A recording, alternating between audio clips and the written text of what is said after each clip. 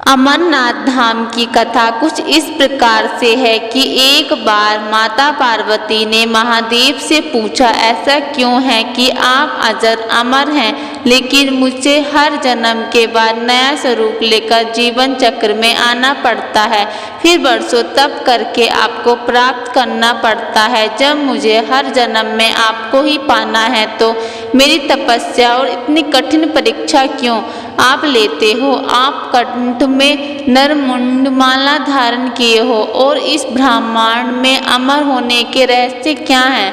भोलेनाथ ने पहले तो माता पार्वती के उन सवालों का जवाब देना उचित नहीं समझा, लेकिन पत्नी रहस्य माता पार्वती को बताने पड़े। शिव महापुराण में मृत्यु से लेकर अजर अमर तक के कई प्रसंग हैं, जिसमें एक भक्त से जुड़ी अमर कथा बड़ी रोचक है, जिससे इसको पढ़ने वाला भक्तजन अमृत के रूप में भी इसको जानते हैं। प्रतिवर्ष हिमालय में अमरनाथ, कैलाश और मानसरोवर तीर्थ स्थलों में लाखों श्रद्धालु इन तीर्थ यात्रा करते हैं। कई किलोमीटर की पैदल यात्रा करते हैं। जाना न चाहते हैं क्यों, कहाँ से आई? भक्तों के मन में विश्वास। शिव की प्रिय अधिक मास और आषाढ़ पूर्णिमा से श्रावण मास की पूर्णिमा के बीच बाबा अमरनाथ की यात्रा भक्तों को खुद से जुड़ी रहस्यों के कारण और भी लगती है। पुरानी मान्यताओं के अनुसार बाबा अमरनाथ की गुफा ही वह गुप्त स्थान है जहां भगवान शिव ने माता पार्वती को अमर होने की गुप्त रहस्य बतलाए, और उस समय उन दो ज्योतिषों के अलावा तीसरा कोई भी प्राणी नहीं था। न गले में नाग, न भोलेनाथ के नंदी, न सिर पे गंगा, न गणेश जी, न शिव गण और ना ही कार्तिकेय। एक गुप्त स्थान की तलाश में भोले बाबा ने सबसे पहले अपने वाहन नंदी को छोड़ा। नंदी को जिस जगह छोड़ा उस जगह को पहलागाम नाम से जाना जाता है। आज भी अमरनाथ यात्रा यहीं से शुरू होती है। पहलागाम से थोड़ा आगे चलने पर भगवान शिव ने अपनी जटाओं से चंद्रमा को उतार दिया। जिस जगह चंद्रमा को छोड़ा वह जगह चंदनवाड़ी कहलाती है।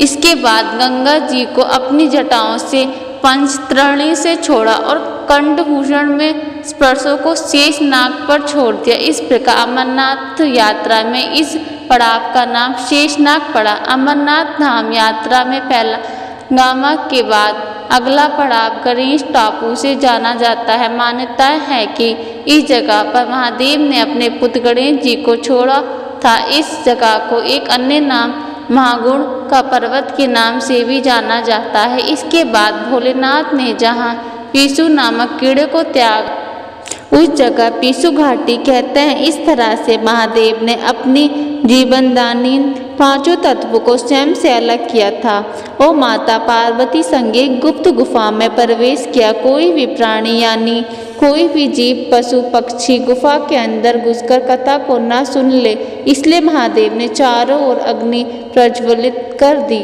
थी और फिर महादेव ने जीवन के गुण और गुप्त रहस्य की कथा माता पार्वती को सुनानी शुरू कर दी। अमरनाथ धाम में कबूतरों ने सुनी महादेव अमर होने की कथाएं।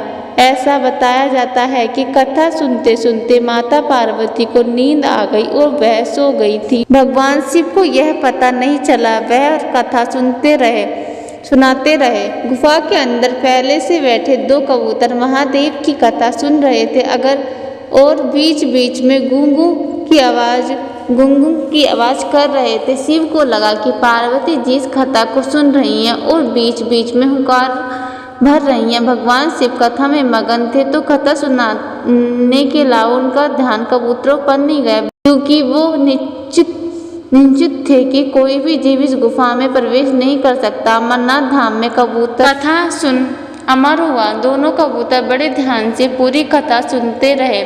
जब कथा पूरी होने पर महादेव का ध्यान माता पार्वती पर गया तो उन्हें पता चला कि जब अमर तत्व कथा सुन रहे थे तो उस वक्त पार्वती जी सो रही थी। महादेव के ध्यान में आया कि अगर पार्वती सो रही थी तो कथा सुन कौन रहा था और कौन हुंकारे भर रहा था। तब उनकी दृष्टि वहां बैठे दो कबूतर पर पड़ी तो महादेव को क्रोध आ गया। कबूतर का जोड़ा उनके चरणों में आ गिरा और बोला, भगवान, हमने आपसे अमर कथा सुनी है और यदि आप हमें मार देंगे तो ये कथा झूठी हो जाएगी, अमर तत्व का महत्व खत्म हो जाएगा। इसलिए हे प्रभु, हमें पथ प्रदान करें। उन कबूतरों की विनती सुनने के बाद महादेव ने उन्हें वर दिया कि तुम सदैव इस स्थान पर इस गुफा में शिव पार्वती के प्रतीक चिन्ह के रूप में निवास करोगे।